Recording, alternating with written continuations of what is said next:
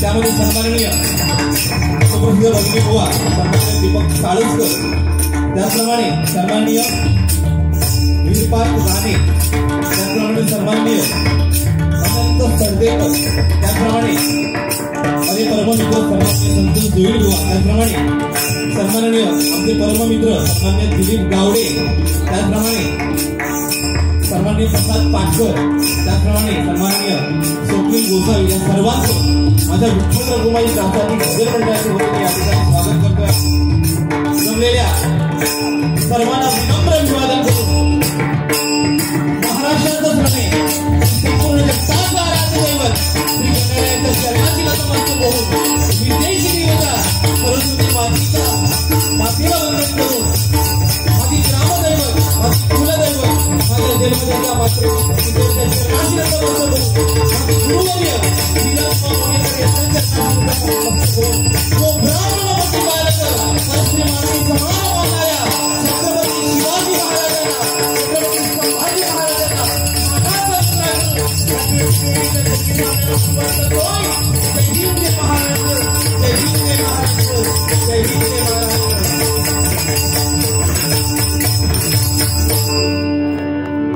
धन्यवाद।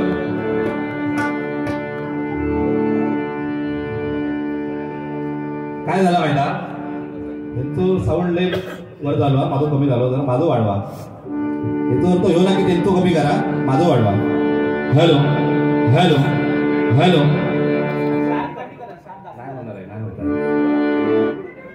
Hello hello hello hello hello ह्यो येत नाही रे। Hello hello hello hello hello hello hello hello hello hello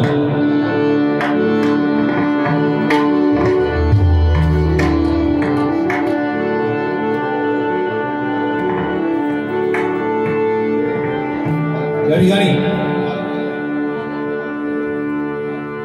ज्यांनी या वारीसाठी आमची नावं सुचवली अशी सन्माननीय सुशील गोठण बाबू यांचे पट्ट शिष्य सन्माननीय सुयश कारणी बुवा या ठिकाणी आले. त्यांचंही आमच्या विठ्ठल रघुमाई प्रासादिक भजन मंडळाच्या वतीने या ठिकाणी स्वागत करतोय.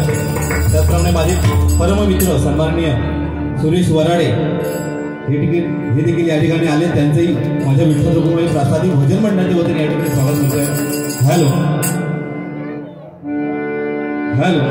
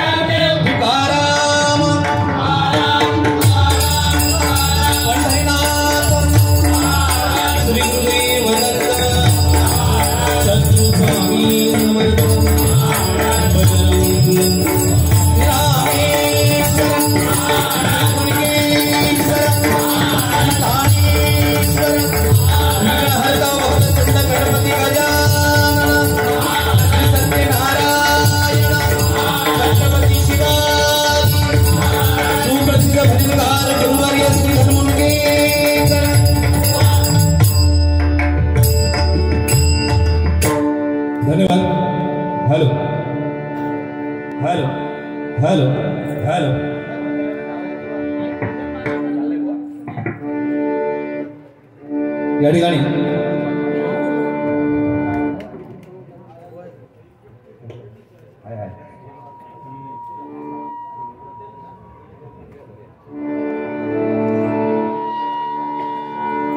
या ठिकाणी सन्माननीय सुप्रसिद्ध भजनी बुवा गोडवाड्याचे गायक सन्माननीय सुयश काराणे या सोडून हे 200 रुपयाले स्वीकारतो आहेत. धन्यवाद धन्यवाद धन्यवाद.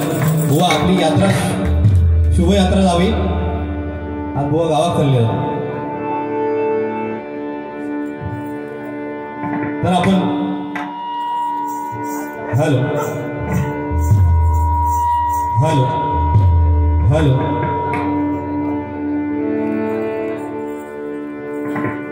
हॅलो हॅलो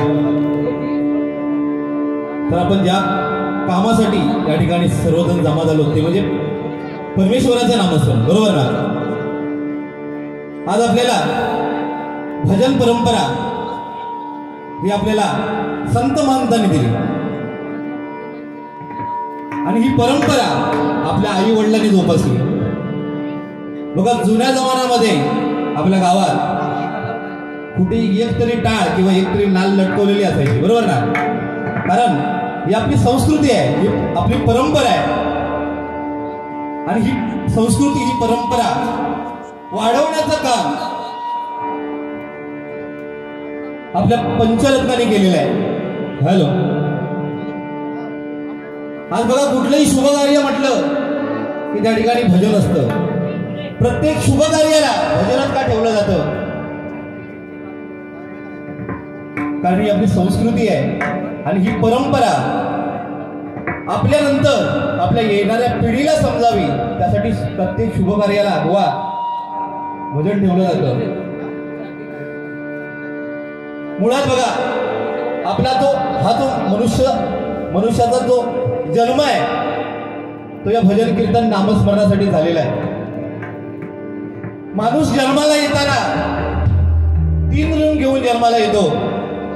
एक म्हणजे परमेश्वराचं ऋण, दुसरं म्हणजे आपल्या संतांचं ऋण आणि तिसरं म्हणजे आपल्या आई वडिलांचे ऋण. परमेश्वराचं ऋण काय तर त्यांनी आपल्याला हा मनुष्यरूपी देह दिला. संतांचे ऋण काय तर त्यांनी आपल्याला अभंग दिले आणि आपल्या आई वडिलांचं ऋण काय तर त्यांनी आपल्याला हा मनुष्यरूपी जन्म दिला. आता कुठलाही ऋण म्हटला किंवा कर्ज म्हटला तर फेडूचा लागणार, बरोबर ना बुवा. पैशाचा एखाद्याहून पैसे जर घेतले तर पैसे पुन्हा आता कर्ज देऊन फेडूचे लागतं. पण हेतून 3 ऋण कसे फेडायचे त्यासाठी या भजनामध्ये बघा आपण परमेश्वराचं नामस्मरण करतो. या भजनामध्ये आपण परमेश्वराचं नामस्मरण करतो, त्याबरोबर परमेश्वराचे ऋण हे फेडले जाऊ शकतात. या भजनामध्ये आपण संतांचे अभंग गातो, संतांचे ऋणी फेडले जाऊ शकतात. आणि आपण जे भजन करतो या भजनाची पुण्याई आपल्या आई वडिलांना मिळते. त्यामुळे आपल्या आई वडिलांचे ऋणी फेडले जाऊ शकतात. एवढी ताकद या भजनामध्ये आहे.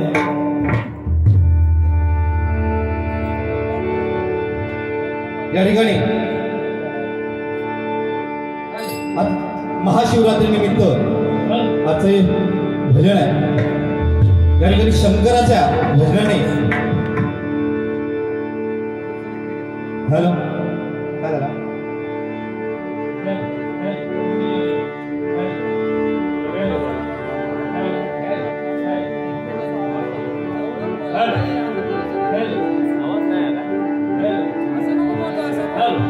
हॅलो हॅलो इफेक्ट झाला याला. Hello hello hello